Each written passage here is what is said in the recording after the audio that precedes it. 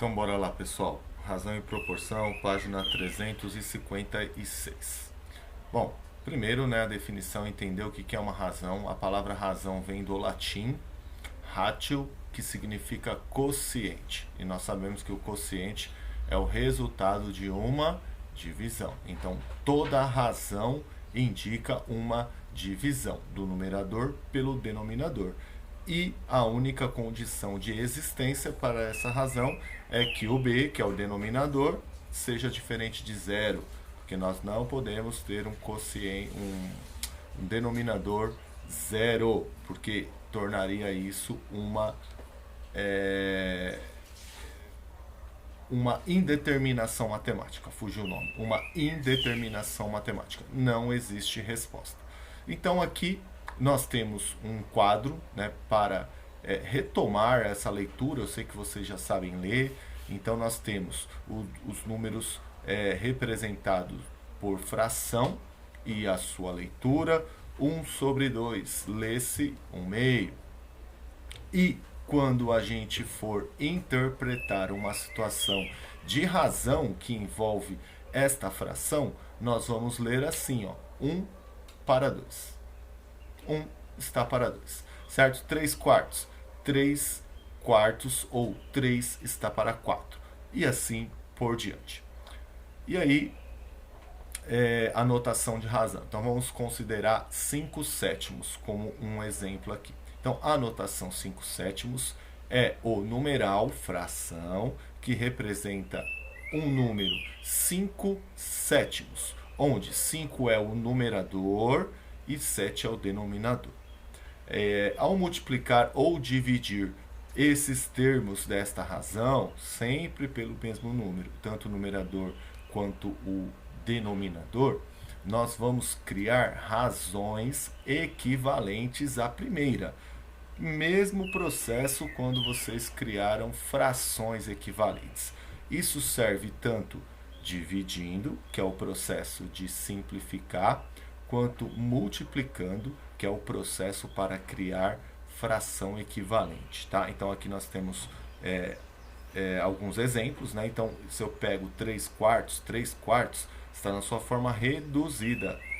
Então, se eu multiplicar o numerador por 3 e o denominador, o numerador por 2 e o denominador por 2, então eu tenho outra razão 6 oitavos, que ela é equivalente à primeira. E assim por diante, ó. 3 vezes 3 dá 9, 3 vezes 4 dá 12. 4 vezes 3 dá 12, 4 vezes 4, 16. E assim por diante. Então aqui nós temos o processo de multiplicar nesta linha, multiplicar para criar razão equivalente. E no de baixo, o processo de dividir para tornar essa fração, essa razão, irredutível. Então, olha lá a primeira, 48 sobre 60, dividir por 2, 24 sobre 30, divido por 2 de novo, 12 sobre 15, divido por 3, 4 sobre 5, e assim seria a forma irredutível desta fração. Vamos para o exemplo da apostila. Vamos lá, processar. Bom, então nós temos aí na página 356 um exemplo. Olha aqui, em um vestibular específico para povos indígenas de uma universidade pública brasileira, de cada 3 inscritos, 1 era do gênero feminino. Escreva essa informação na forma de fração. 1 para 3. 1 está para 3.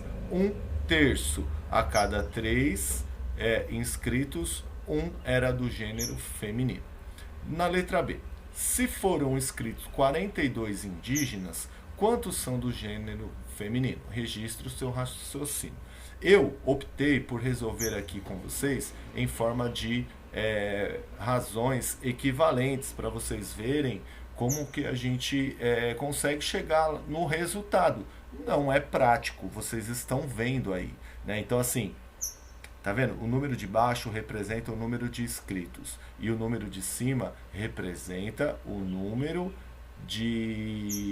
do gênero feminino que foi escrito. Então, assim, ó, era 1 para 3. Multiplico por 2, multiplico por 3, assim por diante. Então, eu criei várias razões equivalentes até chegar na razão que dá o número de inscritos e em cima, consequentemente, o número que era do gênero feminino, 14 de 42. Então, sim, da maneira que a gente costuma calcular 1/3 de 42, que é um modo mais prático, é um cálculo de razão equivalente. É um cálculo de razão equivalente, certo? Quando a gente tem 1/3 d, o d é a multiplicação 1/3 de 42, 1 vezes 42 dá 42, né? Multiplica pelo de cima, divide pelo de baixo. 42 dividido por 3 dá 14. Tá vendo lá? 14 de 42 eram do gênero feminino.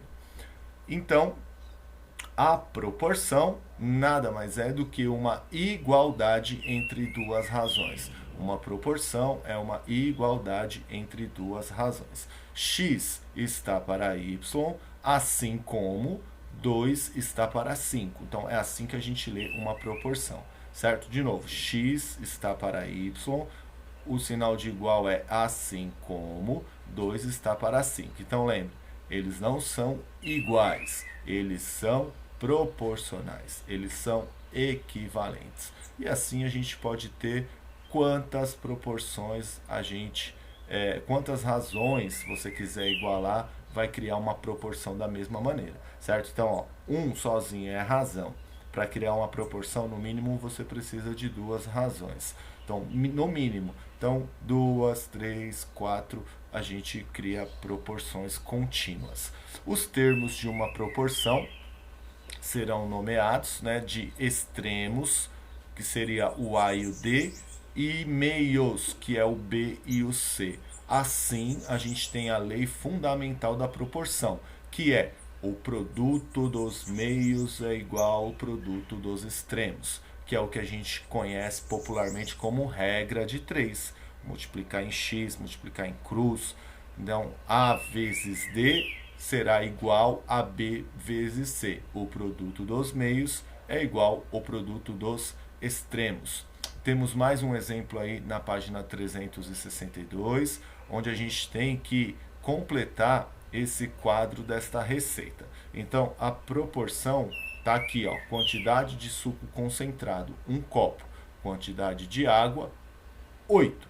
Isso é a composição do suco. Então, o suco pronto, ele tem essa composição dentro dessa razão, 1 para 8. Então, assim, se a quantidade de suco for 2, a quantidade de água tem que ser proporcional. Então, qual foi a constante de proporcionalidade aqui? Ó? Eu dobrei de 1 para 2. Então, a quantidade de água eu tenho que dobrar também. Então, aqui será 16. E assim por diante. A gente pode fazer por raciocínio. Ou a gente pode acabar de treinar o que a gente acabou de ver. Olha aqui, ó. O produto dos meios tem que ser igual ao dos extremos. Notem aqui, ó. 8 vezes 2 não dá 16? 8 vezes 2 dá 16. Então, que número que multiplicado por 1 daria 16? O próprio 16. Notem aqui embaixo, ó, 1 vezes 16, 16. 8 vezes 2, 16. E assim por diante, a gente já vai treinando a nossa regra de 3, certo? Então, tá até os cálculos aqui que eu fiz, aqui, ó, para vocês irem acompanhando. Olha aqui, ó. Aqui é 16, certo? Ó, 16 vezes 4 dá 64. 2 vezes 32 dá 64. Então, ó, o produto do meio tem que ser igual ao dos extremos. 2 vezes 32 dá 64. Então, logo, aqui sendo 16, lá em cima tem que ser 4. E assim eu fui fazendo o produto dos meios igual ao dos extremos, certo? 32 vezes 7 deu 224. Então, aqui tem que ser 56. Ah, mas como que eu encontrei? Eu fiz a operação inversa, tá vendo aqui, ó? Eu dividi. Se 7 vezes 32 dá 224, que número, né, multiplicado por 4 daria o mesmo 224? Então, eu dividi 224 por 4 e descobri que aqui era o 56. E assim eu consigo preencher toda a tabela. Tá? Então, aqui a nossa tela, a hora de praticar no caderno. Então, nós temos três, na verdade, situações, problemas aqui que vocês vão ler e vão treinar essa parte de razão e proporção no caderno. E o desafio, que é o que nós vamos fazer no formulário também, envolvendo razão e proporção. Beleza? Tá aí a orientação de estudo. Se não der para fazer agora, se tiver sem apostila, não tem problema nenhum. Eu vou compartilhar a apostila em PDF com vocês e assim que vocês tiverem acesso à apostila, aí vocês completem. Beleza? Valeu!